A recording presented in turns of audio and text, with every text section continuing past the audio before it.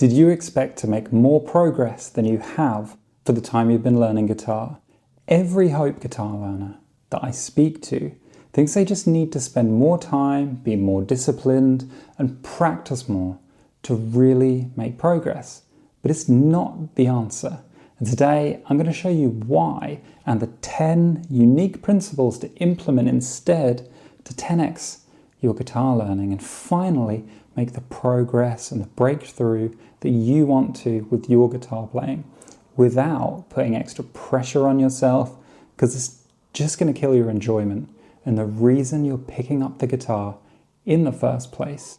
So to prove that this works, this week my student Jerry learned Crackling Rosie. Oh my love, my rosy child, you got the way to make me happy.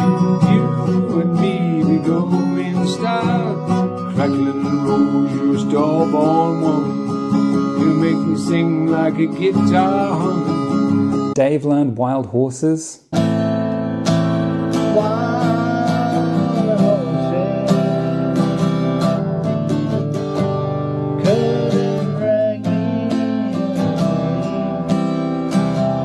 And Keith learned Ride On. Ride the finest horse I have ever seen, standing 61 or 2 with eyes wild and green. So let's jump into it. Number one is having a falsifiable goal. Let's say you want to go on holiday and you go to one of those flight searching websites where they, compare different airline options and prices, and you set the dates of when you want to go. You don't have a goal of where you want to go. You don't select a specific sort of airport, specific country. You just kind of leave it set to like Europe, and you go and you book the flights and you go, yeah, that's a pretty good price. That's the times that I want to go. Excellent. Get the tickets that I want. And then you pack, you turn up, roll up at the airport. You show them your tickets and stuff. You get on the aeroplane that you've booked. A few hours later, you get off the aeroplane and you're like, where am I? You could be anywhere in Europe because you didn't set a specific goal. You didn't sort of enter like, okay, Marbella or wherever it is that you want to go. You're not going to end up where you want to go. So it's really, really important that we set goals, but not that we set just any goal at all. There's a couple of frameworks here that are super, super useful. First one is that the goal, really important, is actually a falsifiable goal, one that can be kind of proven to be met. So if you set a goal like, I want to improve my guitar playing, then there's definitely not a falsifiable goal. It's so incredibly vague. It's like leaving the website left on like the continent rather than where you really want to go. So we want to be much more specific with it. We want to say something like, I would like to be able to play 10 songs all the way through.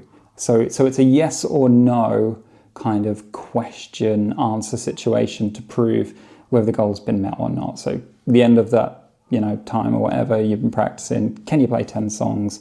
It's a clear outcome. And then on top of that, I recommend that we use the framework of having a SMART goal. So it's an acronym, S-M-A-R-T. S stands initially for specific. So we want to be really specific around our goal. We were with our previous one, there's 10 songs. I recommend including sort of a number in there. And then M is measurable. And this is really the falsifiable thing. Can you say yes or no that you've achieved it? Can you actually measure that you've achieved the goal? It's not get better at guitar, which is too vague to really know that it's taken place in any meaningful way. And then A is achievable. Is it actually a goal that you're going to be able to achieve? And if you've never done it before, you probably won't know. So I recommend, in that situation, looking at other people who are a bit like you, other people who maybe they're beginners to the guitar, they haven't picked up before, in a similar age bracket, similar age range to yourself. Have they done it? Can you find evidence that it's been done? And not just one or two sort of, or something that's been repeatedly done. And of course the methodology, the way you're looking at learning. Have you seen that other people who are similar to you, your age, have they met the goal? And then the R is relevant? Like, is it a goal that's really relevant to you? You're not being sort of pushed into something else? Is it music that kind of lights you up? Is it a goal that you want to achieve? You're not enrolling in some sort of local guitar school that runs kids through rock school grades, and you kind of feel like, oh, okay, that's what I should do. Whereas it's not, it's not typically the kind of thing that would suit an adult learner at any age to be doing that. It's more suitable for kids. It's specifically aimed at their sort of the music they're interested in, their approach to learning, actually just building UCAS points for university and stuff. It doesn't suit an adult. So is it sort of relevant to you in terms of a goal? Is it meaningful to you? Is it something that you'd be excited to achieve? And then the final one, the T on SMART, it's just time bound. Like, give a sort of time period for it. So a good example of a SMART goal that my students often have is something like, I'm getting together with the family at Christmas, or there's going to be a barbecue, or with the golf buddies, or even a high school reunion. One of my students, Mick Baker, who I did an interview with the other day, he wants to be able to play and sing with confidence a set of 5 to 7 songs at a high school reunion and have a sing-along kind of thing. So that would be a super SMART goal. It could be, it could be like a family playing something at a wedding, or just a camping trip, or, something like that. So a SMART goal could just be something for yourself, of course. It doesn't have to be something that happens with anyone else there. So really, really important. If you don't set a goal, you're not going to achieve what you want to. And then number 2 is what I call forgetting curve consistency. And I like to call this kind of Ebbinghausing it. And Ebbinghaus was like a psychologist, a German dude, and what he basically figured out is if there's something that you know or you've just heard, you're going to know it the most just after you've heard it. There's going to be a curve of diminishing memory over time. So tomorrow you kind of know it. The next day you know a little bit less, the next day you know a little bit less, next day you know a little bit less. So we kind of harness this concept of the forgetting curve to structure our spacing within our approach to learning. So rather than this feeling that you have to practice more, you have to slog away at it, you have to give it like these heroic kind of efforts or something, like hours at a time, if you're picking up the guitar a couple of days a week and you're doing it for multiple hours, it's not going to be an effective form of practice because of the nature of how we forget, because a certain amount of learning to play the guitar is consolidating memory of how to do what you're doing. We don't want to have this big block where we do it all and we know it all during that period of time, and then there's days and days after it that it's just going to disappear, it's going to evaporate, like the brain doesn't think it's important anymore because you haven't come across it and it's going down. So rather than taking that big slog, if we could just carve that up into tiny chunks and distribute it more evenly across the week, so we're picking the guitar up at maybe 10 minutes in the morning, 10 minutes in the evening every day, that's going to be way, way, way more effective, even if it's less overall time than this idea that we have to carve out like a big time and a big chunk. If we're reminding ourselves and coming across the material that we're learning on a more frequent basis, then we're gonna stick. It's more likely to be retained. Another thing that Ebbinghaus realized is that the stuff he remembered in his experiments was really the stuff that he came across at the beginning of his kind of practice and the end of his practice. All the material he came across in the middle of his kind of sessions was much more likely to be forgotten. So rather than having this big slog of time, if you collapse that into shorter bursts and then you have more frequent sort of blocks like that, then you're going to have more time in the sort of space of it being memorized, the beginning and the end kind of thing, and the learning starting to happen, starting to go in, progress being made a lot more faster. Number 3 is to avoid butterfly learning, and this is the antithesis of what we do in the guitar process. Butterfly learning is a really, really big one, and this is when it can happen with a local teacher, it can happen with online lessons and stuff like that, but it's where you have a go at one thing, you get a little bit like okay at it, and then you're pick up the guitar again, and then you think of something else you'd like to try and do, or another video comes up and you go, oh, I'm going to have a go at that. And then, oh, I think I need to work on like my playing in this area, a certain technique or something. Oh, I'll do a little bit of that. I'll do a little bit of that. Oh, that's interesting. Let's have a go at that. Let's have a go at that. And there's just all this jumping around. There's really no sense of focus. And that's one of the core kind of behaviors and learning kind of approaches, butterfly learning, that we see with people who just aren't making the progress they want to. So we definitely want to avoid that. Number 4 is intrinsic motivation. This is super important with adults learning. And the whole point of this is that we're not putting kind of pressure on ourselves to make certain goals or meet a certain ability that's kind of been defined outside of us, like worried what other people might think, etc., etc.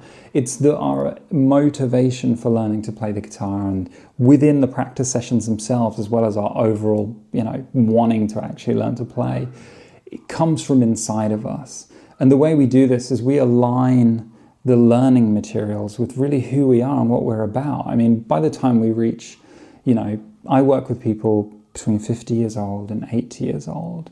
When they come to me for learning, they know really, really strongly the music that they don't like. And on the other side of the coin, from that, we can start to extract the things that they really love, that really mean something to them. Things like songs that they chose for first dance at their wedding or something. These songs that really, really resonate.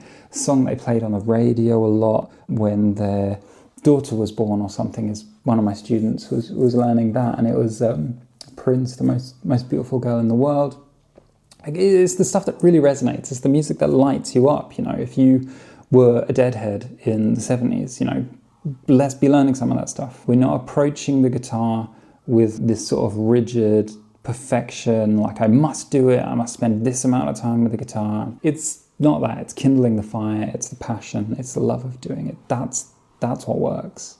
That's what gets us there, and that's what makes a lot faster progress. And then number 5, this is a big one in terms of removing frustration, and that is chunking. And this is to avoid overwhelm of like needing to do multiple things all at the same time. It overloads our sort of working memory, and one of the ways in which we overcome that is by chunking itself. So we take what we're learning, we break it down into a small portion, because we can only really learn one new thing at a time. And as we progress along our guitar playing journey, we're going to be doing things at the same time, and we want to balance the majority of them being things you can do and you have done before, and integrated into that is one new thing that is the challenge and that is our focal point. Instead of this butterfly bouncing around, there's a really concrete focal point of one new thing that we are learning. And we do that by, chunking it down, not biting off something that's huge, really breaking it into a very, very small thing. Like there's a French guy who literally eats aeroplanes for a living. How do you eat an aeroplane? He breaks it down into pieces that are so small, and he just sprinkles it onto normal food. And he's just, over time, it doesn't cause too much harm. He's not like breaking off like a sheet of metal or a piece of a wing. It's so small that it's easy. And that's the idea with chunking. We break it down, we do it, and we build up a kind of momentum by these small kind of cascading of achievements and pace. So we definitely want to chunk it. So far we've covered 1, having falsifiable goals, 2, forgetting curve consistency, 3, avoiding butterfly learning, 4, intrinsic motivation, and 5, chunking. Let me know which one has been the most useful to you by popping that number in the comments below.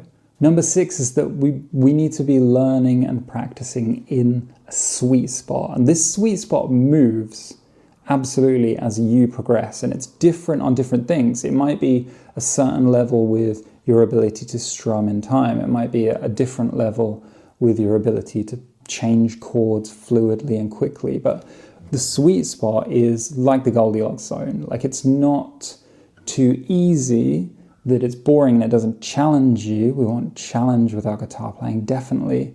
but it's not also too hard that it's frustrating, it's overwhelming, and you feel like you're hitting a wall with it.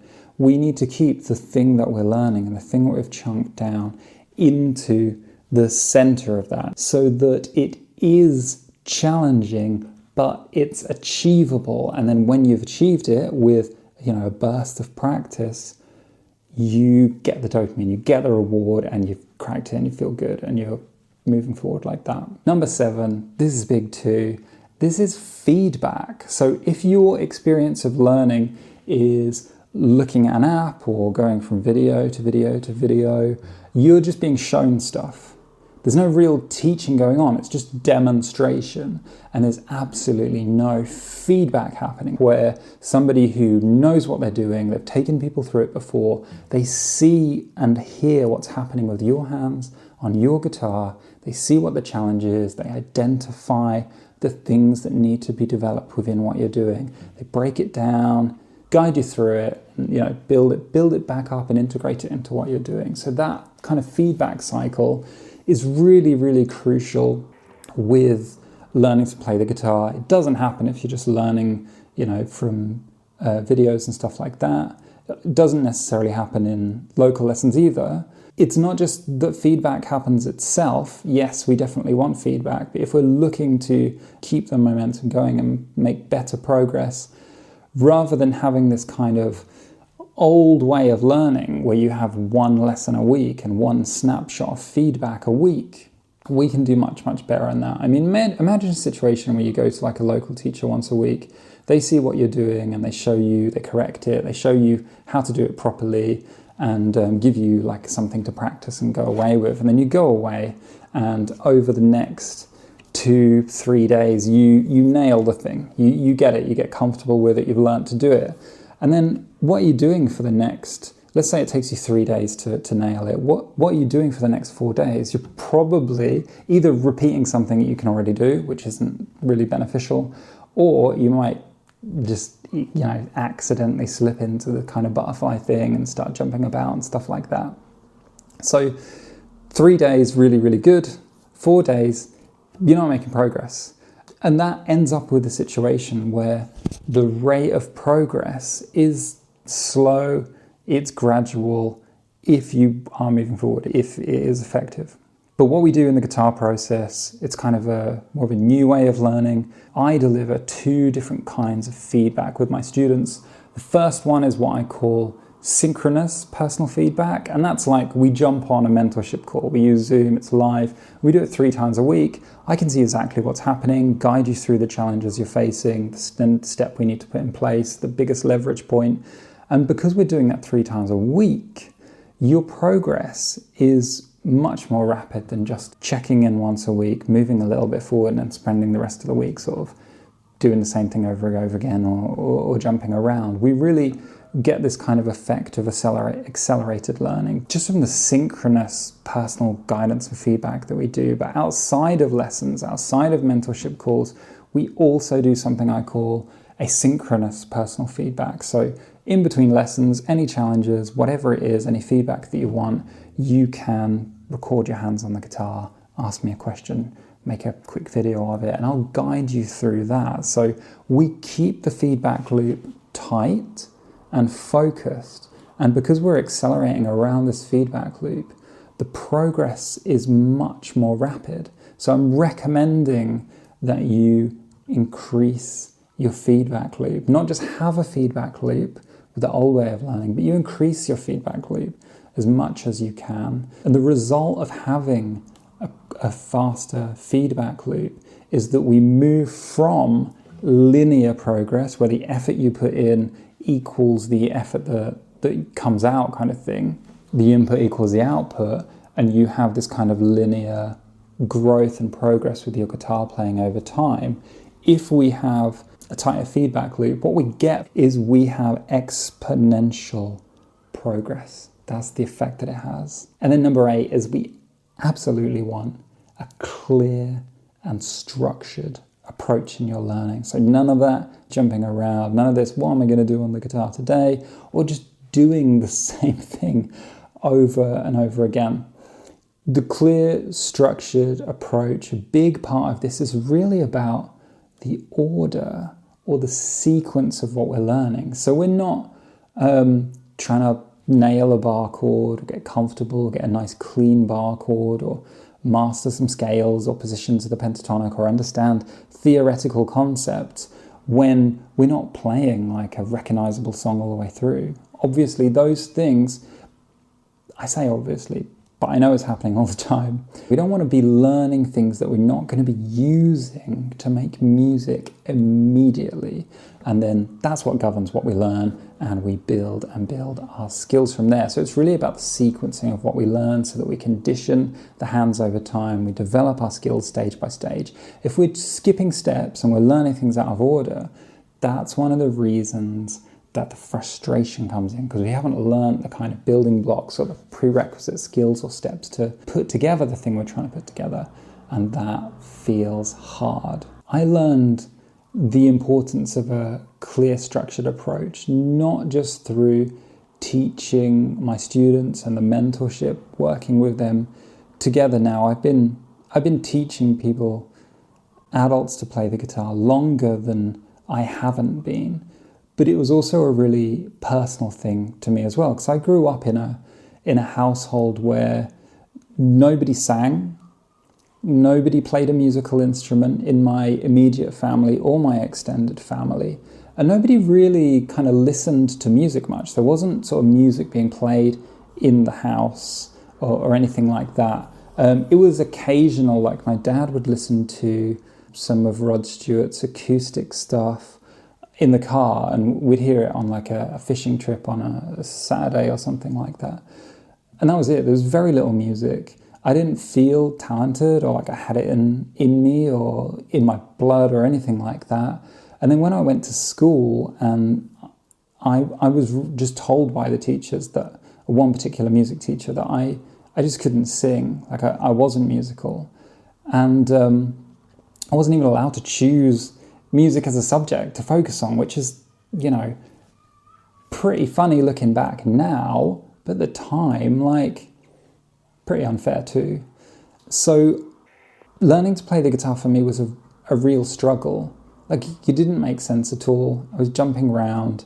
I was asking a lot of people who could play, getting a lot of advice, and I couldn't really put it all together. And the thing that changed for me was a clear, structured approach. And what that was is I went from trying to learn the old way to really viewing my guitar learning and my guitar practice as a set of 5 core bottlenecks, 5 core things that were really holding my playing back. And if I just worked on the bottlenecks and developed them in the right sequence, with the right structure, I started making progress. It took me ages to get to the point to have this realization, and that's why it's kind of a cornerstone, having a clear, structured approach to the work that I do with my students, because it worked for me. I know it works for them, and I see that all the time, of course. And then number 9 is focus. At any given time, there is one singular, individual thing that's holding back your guitar playing and holding back your guitar progress. So it's not worth spending 5 minutes on this skill, 5 minutes on this, 10 minutes on this, doing things like that. That is butterfly learning. The only thing worth working on with your guitar playing in order to make progress is that bottleneck. And it's different in different periods of time. It's different for different people, depending on where you are with your learning. But there's always one thing, there's always one constraint that's holding you back. And that's what we need feedback on.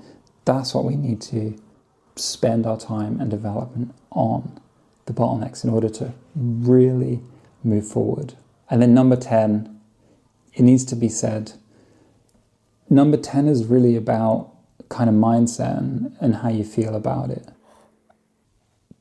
People that I work with, the people that watch my videos, they're not new to the guitar, but they're beginners.